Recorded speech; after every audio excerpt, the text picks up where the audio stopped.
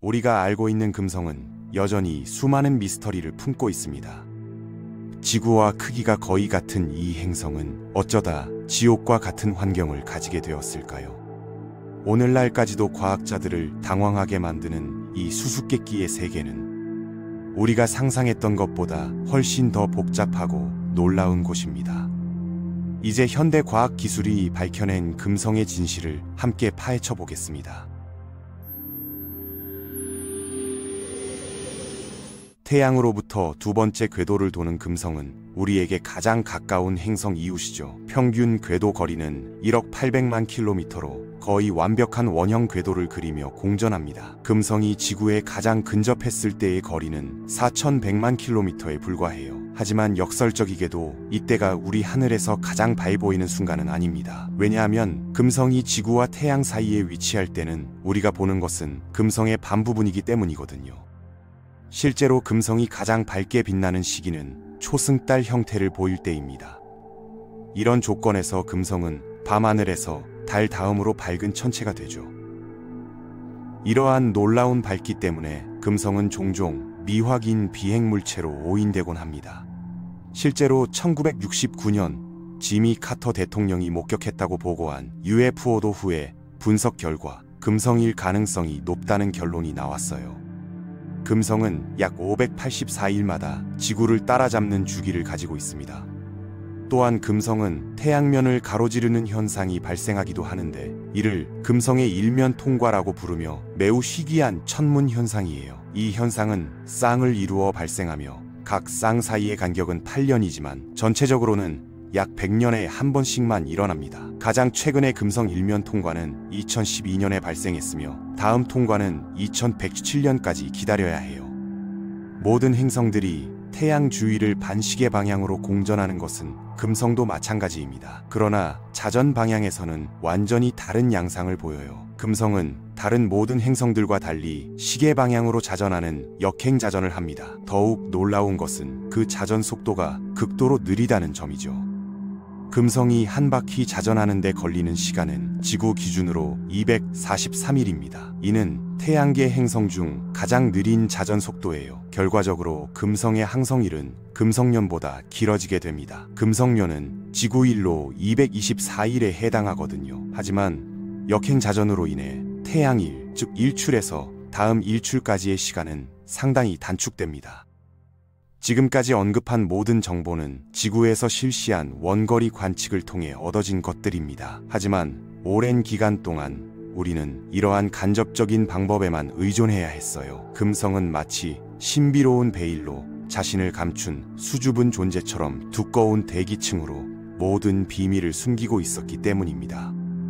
밤하늘에서 달 다음으로 밝은 천체이자 거리상으로는 달을 제외하고 가장 가까운 천체인 금성은 항상 하늘을 올려다보는 모든 이들의 시선을 사로잡아 왔습니다. 1961년부터 1967년 사이에 금성 탐사를 목적으로 발사된 최초 15개 임무 중에서 특정 목표 달성 측면에서 성공으로 분류될 수 있는 것은 단 3개뿐이었어요.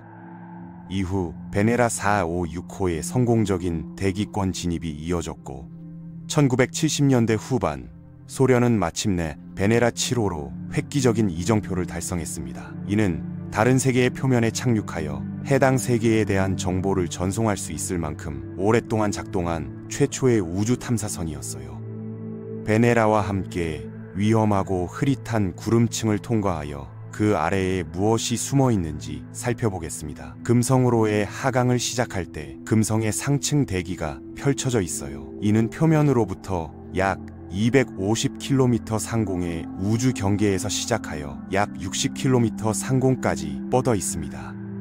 흥미롭게도 금성 대기 질량의 99%가 이 지점 아래에 위치해 있어요. 따라서 베네라가 2층을 통과하는 것은 상대적으로 용이했습니다. 하지만 금성 상층 대기의 화학적 구성은 완전히 달랐어요. 지구에서와 같이 질소와 산소가 줄을 이루는 반면 이산화탄소의 흔적을 감지하기 시작합니다. 베네라가 층을 따라 아래로 이동하면서 표면에서 약 60km 떨어진 금성의 주요 가시구름층에 도달하게 됩니다. 가시광선 사진에서 우리가 연상하는 두껍고 칙칙한 노란색 외관은 거의 전적으로 이 구름층 때문이며 이는 지상에서 약 40km 떨어진 지점에서 끝나요. 대기의 이 부분에서는 태양으로부터의 자외선이 이산화탄소를 일산화탄소와 단일 산소 원자로 분해시킵니다. 이러한 원자들은 금성 대기의 다른 두 미량 화합물인 이산화황과 수증기와 쉽게 반응하여 우리가 관측하는 황산구름을 생성해요. 참고로 황산은 극도로 부식성이 강한 물질이며 이로 인해 발생하는 산성비는 금성의 지옥 같은 본성을 더욱 부각시킵니다. 금성의 표면은 행성의 두꺼운 구름 덮개를 통해서는 전혀 보이지 않기 때문에 베네라는 아무것도 보지 못한 채 하강해야 했어요. 이 같은 구름층은 금성에 도달하는 햇빛의 약 4분의 3을 반사시킵니다. 이러한 높은 반사율은 금성이 지나가는 위성들과 지구의 관측자들에게 얼마나 밝게 보이는지를 설명하는 데 큰 도움이 되죠. 하지만 우리에게는 베네라가 가지고 있지 않았던 이점이 있습니다. 바로 적외선 센서 기술이에요. 적외선 스펙트럼에서는 모든 것이 매우 다르게 보입니다. 일본 우주항공연구개발기구의 우주선 아카츠키가 촬영한 이미지들은 금성 대기를 둘러싼 밝고 어두운 점들과 띠들을 훨씬 더 선명하게 보여줍니다. 바로 여기서 대기에 짙은 이산화탄소 구성을 매우 명확하게 확인할 수 있어요. 이산화탄소는 효과적인 온실가스로서 태양으로부터 도달하는 열을 가두어 극도로 높은 표면 및 대기 온도를 발생시킵니다. 베네라가 이 지옥을 여행하면서 어떤 경험을 하게 될지 상상할 수 있나요? 황산이 외부 보호막을 공격하고 바람은 초당 100m의 속도로 불어댑니다. 이는 금성의 자전 속도보다 60배나 빠른 속도예요. 고도 50에서 55km에서는 온도가 25도에서 75도로 급격히 상승합니다. 금성의 표면 기압은 지구의 75배에서 100배에 달해요. 그러나 베네라가 더 깊이 하강할수록 더욱 기이한 상황을 발견하게 됩니다. 베네라가 황산 구름층의 바닥을 통과하면 다시 한번 깨끗한 공기 속에 도착하게 되죠. 하지만 이곳의 상황은 매우 이상합니다. 이곳의 압력이 너무 커져서 대기 중의 이산화탄소에 영향을 미치기 시작했어요.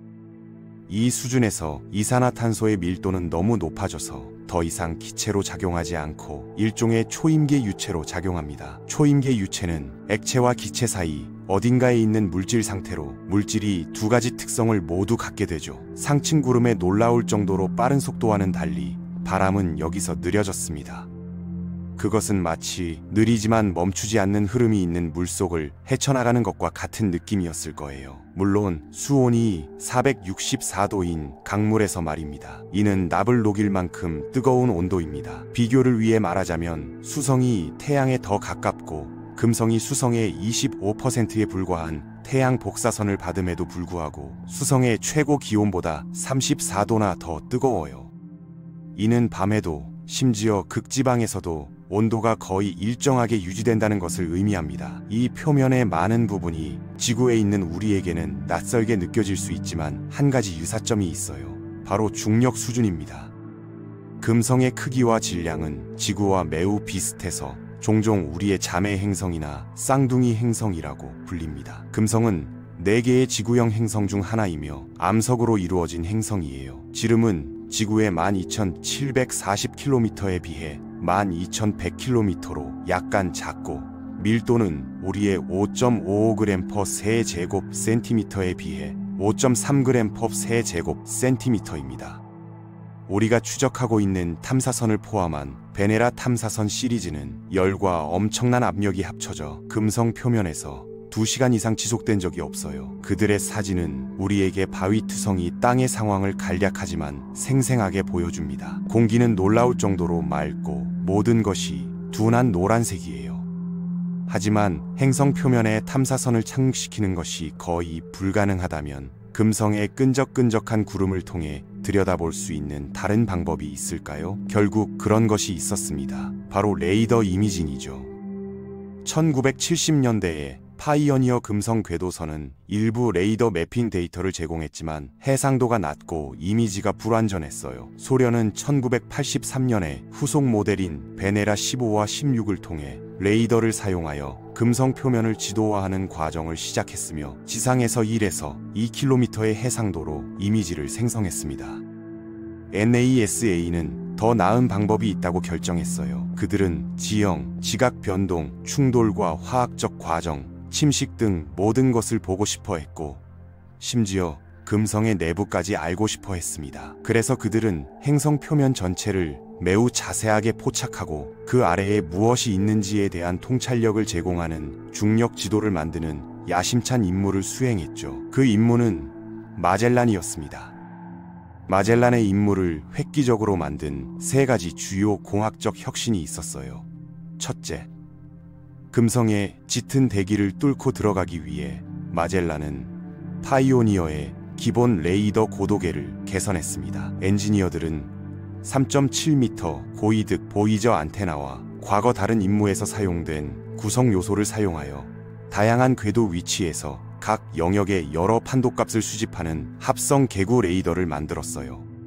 두 번째로 마젤란은 3시간 15분 주기의 궤도를 돌며 남북 방향으로 금성을 훑어보며 극궤도 경로를 따랐습니다. 전체적으로 243일짜리 매핑 주기를 6번 완료했어요. 1991년 5월 15일 첫 번째 주기가 끝날 무렵 마젤란은 7% 매핑 목표를 넘어 83.7%를 커버했습니다. 세 번째 주기가 끝날 무렵 금성의 90%를 100에서 250m 해상도로 지도화했어요. 이 탐사선은 NASA가 지금까지 수행한 모든 행성 탐사 임무의 총합보다 많은 150GB의 데이터를 지구로 전송했습니다. 처음으로 우리는 그 두껍고 해로운 구름 아래에 무엇이 숨어 있는지 직접 볼 수 있었어요. 금성에 접근하면 크레이터가 없다는 것을 바로 알 수 있습니다. 달이나 화성과 비교하면 거의 손상되지 않은 상태이며 마젤란은 행성 전체에서 940개의 충돌 분화구만을 확인했어요. 예를 들어 하우, 다닐로바, 아글라오니체라는 3개의 분화구를 살펴보세요. 충돌 시 표면에 파편이 분출되어 각 분화구 주위에 옅은 노란색 담요와 같은 지형을 형성합니다. 이 분화구 분출물의 흥미로운 점은 모두 용암 흐름과 비슷하게 꽃 모양의 구불구불한 흐름을 보인다는 것이에요. 이러한 분화구가 드물다는 것은 금성의 표면이 실제로는 매우 젊다는 것을 시사합니다. 실제로 마젤란이 수집한 중력 데이터는 금성이 약 3억에서 5억 년 전에 전 지구적인 표면 재지표 현상을 겪었다는 가설을 뒷받침해요.